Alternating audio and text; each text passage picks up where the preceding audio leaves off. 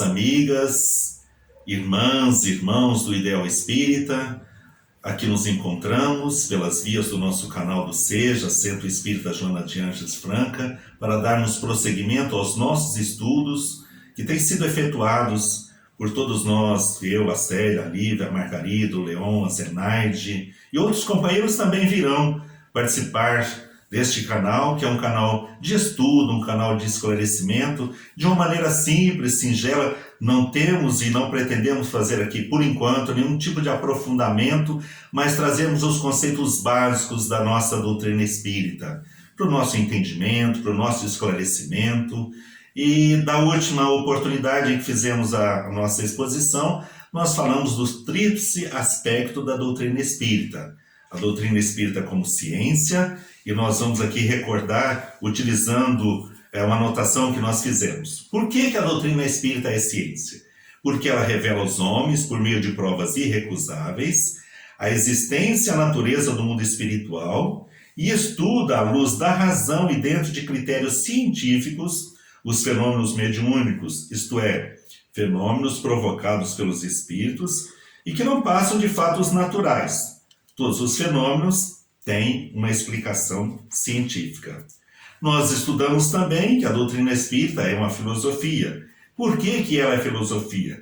Porque ela dá interpretação a questões fundamentais da vida, respondendo perguntas como: de onde vim? O que faço neste mundo?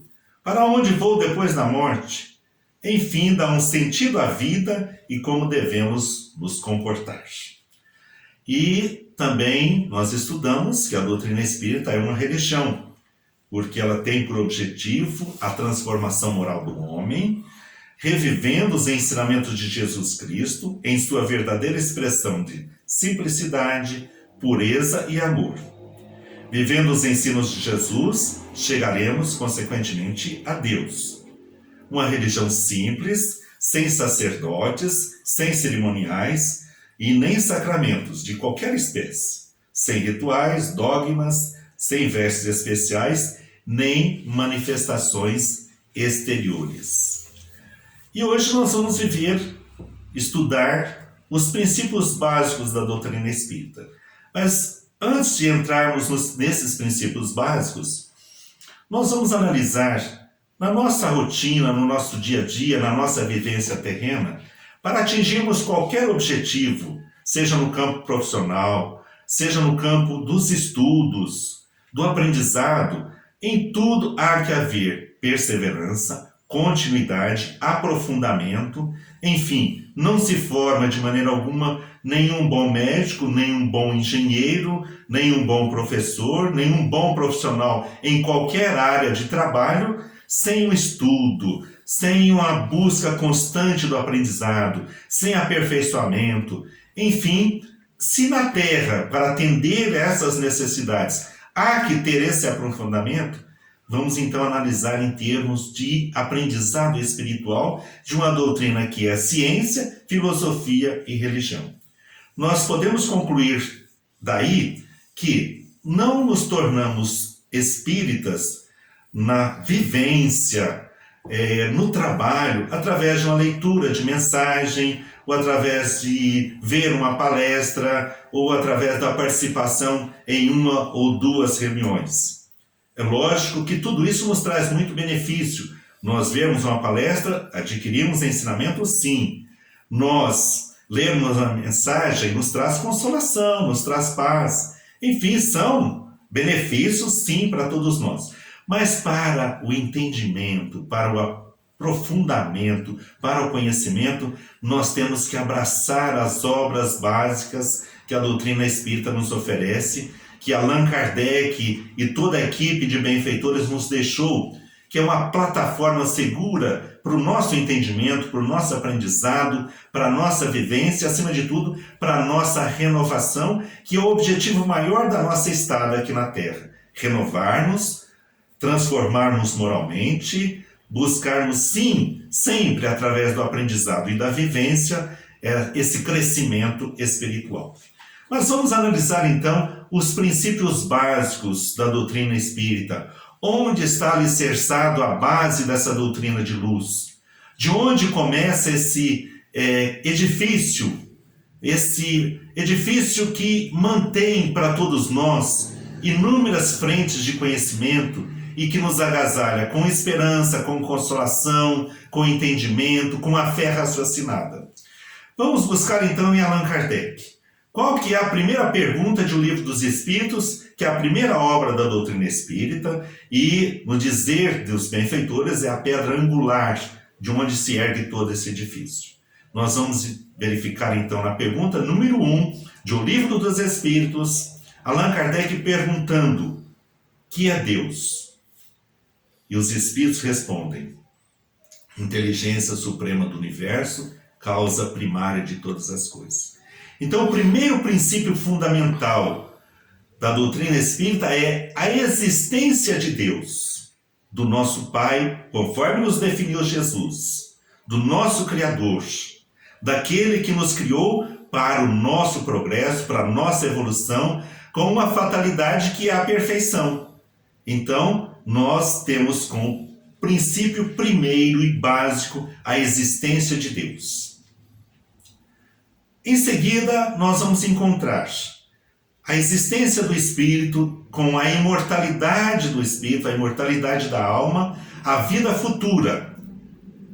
Aí também vem para nós um aprendizado valioso, porque nós entendemos que nós somos espíritos e temos uma fatalidade. Somos os seres inteligentes.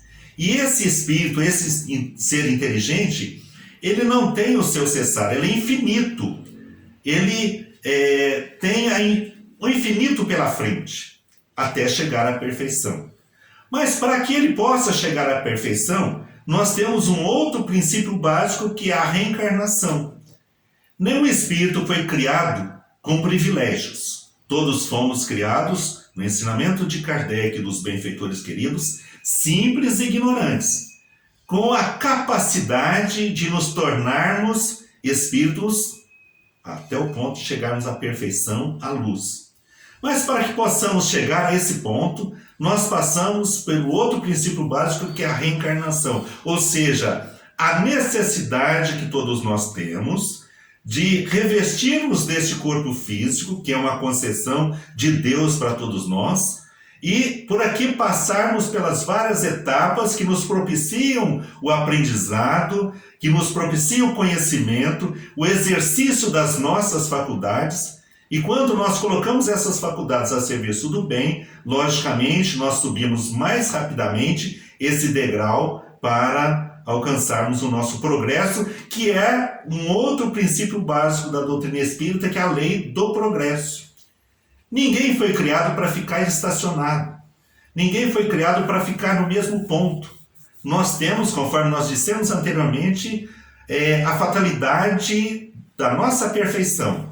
Mas para chegarmos lá, existem estudos, trabalhos, incontáveis reencarnações, incontáveis etapas de aprendizado.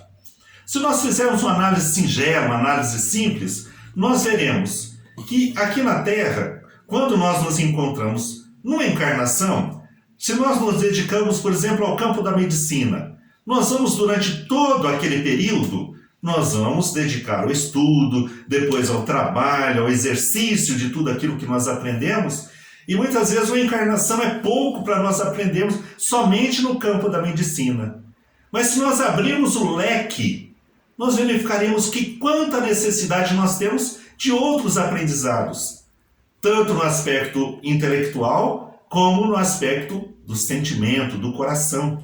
Então é impossível um espírito alcançar o limite do aprendizado, do conhecimento, numa etapa só. Por isso nós precisamos várias e várias etapas.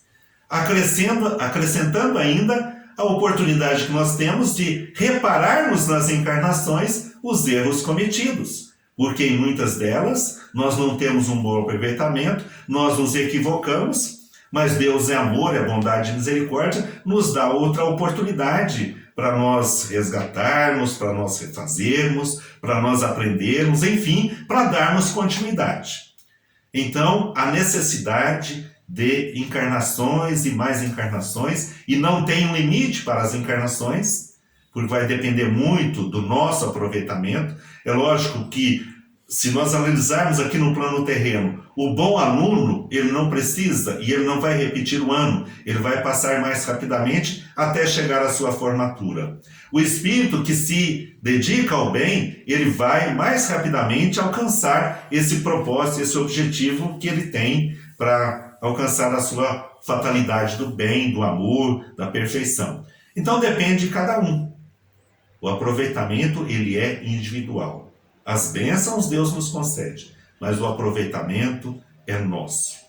Então nós vimos Deus, a imortalidade da alma, a vida futura, a reencarnação, a lei do progresso. Fundamentos básicos. Mas existem outros. Por exemplo, a lei de causa e efeito. Nós estamos vivendo situações que muitos perguntam, são incontáveis os porquês. Por que disso, por que daquilo? Por que acontece isso, por que acontece aquilo? E nós temos uma lei que nos explica muito bem isso. Causa e efeito. Nós hoje colhemos os efeitos das causas que nós fizemos ontem. Não existe privilégio, não existe castigo, não existe exceção. Tudo obedece a uma lei divina. A cada um será dado segundo a sua obra. Então, por aquilo que nós passamos hoje, nós sabemos o que foi a nossa sementeira do ontem. Mas com a consolação de que hoje também nós estamos causando e amanhã nós viveremos os efeitos das causas de hoje. Então a importância do chamado de Jesus para todos nós, para a lei do amor. Porque semeando o amor hoje, nós colheremos o amor amanhã. Semeando o bem hoje, nós colheremos o bem amanhã.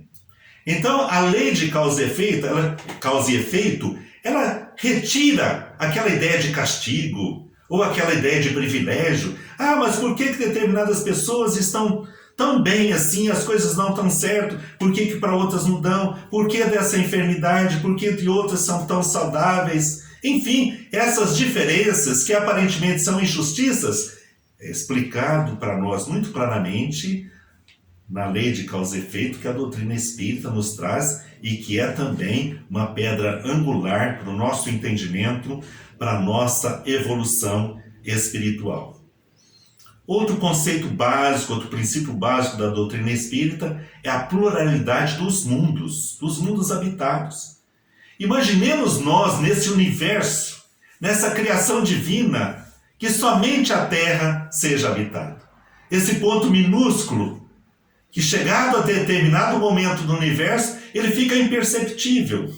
É muito orgulho do homem, ou podemos dizer, é muita ignorância das leis divinas pensar que somente a Terra é habitada. Então nós temos uma infinidade de mundos que acolhem os espíritos, mundos inferiores, destinados à recepção dos espíritos no seu estágio inicial, e mundos superiores também, destinados a acolher os espíritos que já passaram pelas etapas necessárias que o plano terreno oferece. Então existem outras habitações no plano divino para acolher todos os espíritos. Não foi por menos que Jesus nos disse que há muitas moradas na casa do Pai. Um outro princípio básico da doutrina espírita, a comunicabilidade dos espíritos. Nós dissemos ainda no início que o espírito é imortal, a sua vida é infinita, não cessa jamais. E logicamente aqui nós vamos fazer uma análise muito singela, mas que dá para o nosso entendimento. Se esse espírito é imortal, como ele é, se ele teve as suas vivências terrenas, teve vários aprendizados, teve vários amores, teve várias conquistas, será que ao retornar ao plano espiritual e desfrutar dessa imortalidade, desfrutar da vida futura, ele perderia ou cessaria a sua capacidade de amar, de realizar, de fazer? De maneira alguma. Mantém ele os seus vínculos de amor, mantém ele os seus conhecimentos. Esses conhecimentos não se perdem jamais. E o espírito, no mundo espiritual, ele não fica inativo. Ele é um trabalhador divino.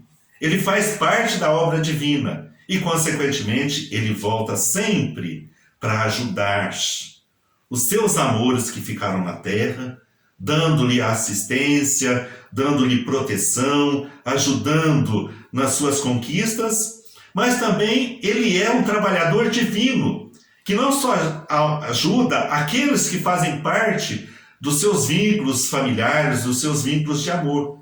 Então a sua família aumenta e ele passa a trabalhar na família espiritual, que é a família divina. E nós vemos que quanto mais o espírito evolui, quanto mais a sua capacidade de amar, mais aumenta a sua família espiritual. Então, essas bases, esses fundamentos nos mostram a grandeza da doutrina espírita e a fé raciocinada, o entendimento para todos nós muito valioso. E aprendemos também que, da mesma maneira que na Terra existem leis transitórias para atender uma finalidade de um período de crescimento de todos nós que estamos na Terra, leis que atendem a determinados períodos, na lei divina não há modificação, não há alteração para a lei do amor, não há modificação na lei do progresso, não há modificação na lei de causa e efeito. Essas leis são para todo sempre, para toda a eternidade. Então, o que faz a doutrina espírita? Nos conclama ao estudo, porque o estudo nos esclarece. E esclarecidos, nós vamos buscar sempre a nossa renovação, a nossa melhora, a obediência a esses ensinamentos, e buscamos a Jesus, que é o mestre maior, que já esteve aqui na Terra, esteve encarnado há 2000 anos atrás, mas se nós analisarmos, nós vamos verificar que esse Espírito, através do estudo, através de Emmanuel, no livro A Caminho da Luz, que esse Espírito, que nós ainda estamos longe de conhecermos a sua evolução, a sua capacidade de amar, ele foi chamado por Deus, e a ciência nos diz que há mais de 4 bilhões de anos, para trabalhar na criação deste planeta. Então nós analisamos, há mais de 4 bilhões de anos, esse Espírito já tinha alcançado a perfeição. E ele continuou trabalhando e continua trabalhando, e ele veio até nós, nos deixou os seus ensinamentos ao custo da sua própria vida. Não existe nenhum Espírito que nos ama mais do que Jesus. E ele volta através dos ensinamentos da doutrina espírita, que não vem de maneira alguma modificar, alterar os ensinamentos do Cristo, mas dar cumprimento, voltar àqueles ensinamentos de 2000 anos atrás, na sua simplicidade, mostrando o amor desse Espírito como ele era. O Jesus descrucificado, o Jesus amigo, o Jesus que orava na casa de Simão Pedro, o Jesus que estava ao lado dos necessitados, dos aflitos, dos sobrecarregados, dos tristes, dos angustiados, a ponto dele dizer: eu não vim para os sãos, mas eu vim para os enfermos. E é esse mesmo Espírito que está conosco atualmente. E temos essa certeza absoluta. A doutrina espírita vem nos trazer esse Jesus dos primeiros tempos e nos mostrar, e como ele mesmo nos disse, eu estarei convosco até os fins dos tempos. Não os fins dos tempos no sentido de acabar o nosso planeta, o fim da Terra, de maneira alguma. Esses fins dos tempos seriam aqueles dos fins do orgulho, do egoísmo, da vaidade, até aquele momento em que nós estivéssemos vivenciando o amor. E ele está conosco e permanecerá conosco. Principalmente quando a nossa necessidade aumenta, a sua proximidade aumenta de nós, em torno de nós e junto a nós. É aquele amigo que nós podemos recorrer a qualquer hora.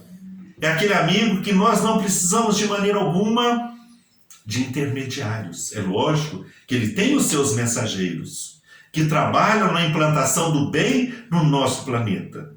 Mas quem nos impede de, neste momento, nós elevarmos o nosso pensamento, o nosso sentimento e conversarmos com este Espírito? Não precisamos de intermediários, embora ele tenha muitos benfeitores que vem exercer os seus ensinamentos, nos auxiliando na nossa caminhada. Mas Ele é aquele amigo de todas as horas, de todos os instantes, principalmente das horas e dos instantes mais difíceis da nossa caminhada, das nossas provações, das nossas lutas, das nossas dificuldades. Amigos e amigas, irmãos e irmãs do Ideal Espírita, nunca estamos sozinhos, nunca estamos desamparados. Não vamos dar credibilidade àqueles que pensam que a situação está piorando. Nós temos ciclos de provações, ciclos de dificuldades, ciclos de aprendizados, mas o nosso planeta está evoluindo, está crescendo, nós estamos evoluindo, nós estamos crescendo, porque quem guia essa nau, quem dirige essa nau é Jesus. E nós não precisamos temer quando nós temos à nossa frente esse condutor, que é para todos nós o caminho, a verdade e a vida. Nós desejamos a todos muita paz, muita fé, fortalecermos essa fé. E a doutrina espírita nos ajuda muito, porque não é a fé imposta, é uma fé raciocinada. A doutrina nos expõe, nos esclarece, não impõe nada. Nós temos aí as obras para estudarmos, para aprendermos, que muito nos ajuda no prosseguimento da nossa caminhada. E vamos então perseverar no bem, não esmorecermos jamais, não desanimarmos jamais, porque todos nós chegaremos à vitória. Mas para chegarmos a essa vitória, é preciso nós superarmos os obstáculos. Obstáculos que surgem de toda a natureza. Às vezes é um obstáculo íntimo, através do desânimo, da apatia, das preocupações excessivas, da ausência da fé. Às vezes são aquelas dificuldades exteriores que vêm através de uma dificuldade de um trabalho, da situação difícil de um familiar, de um filho que se equivocou, de uma filha que não está num bom entendimento da mensagem do amor. Então surgem as dificuldades, surgem as lutas que são inerentes à nossa condição evolutiva, porque todos nós estamos num planeta destinado a acolher-nos nas nossas imperfeições. Nós não temos aqui espíritos perfeitos, à exceção daqueles que são missionários e vêm alavancar o progresso terreno e trazer ensinamentos valiosos para todos nós, excetuando-se esses benfeitores, todos nós estamos num caminho de aprendizado, a vencer as nossas fraquezas, limitações, a conquistarmos valores, virtudes, e tudo isso vai acontecendo em meio a lutas e dificuldades. Mas o que importa para todos nós é que nós encontramos o caminho certo, o caminho do amor. Nós encontramos Jesus. Nós encontramos esse amigo incondicional de todas as horas. E os benfeitores nos dizem que nós não podemos, quando o encontramos, nunca mais nos distanciarmos da sua presença amiga, das suas bênçãos. Muita paz a todos, é o que desejamos do fundo do nosso coração, em nome de todos nós do Centro Espírita Joana de Anjos. Deus nos abençoe e nos guarde.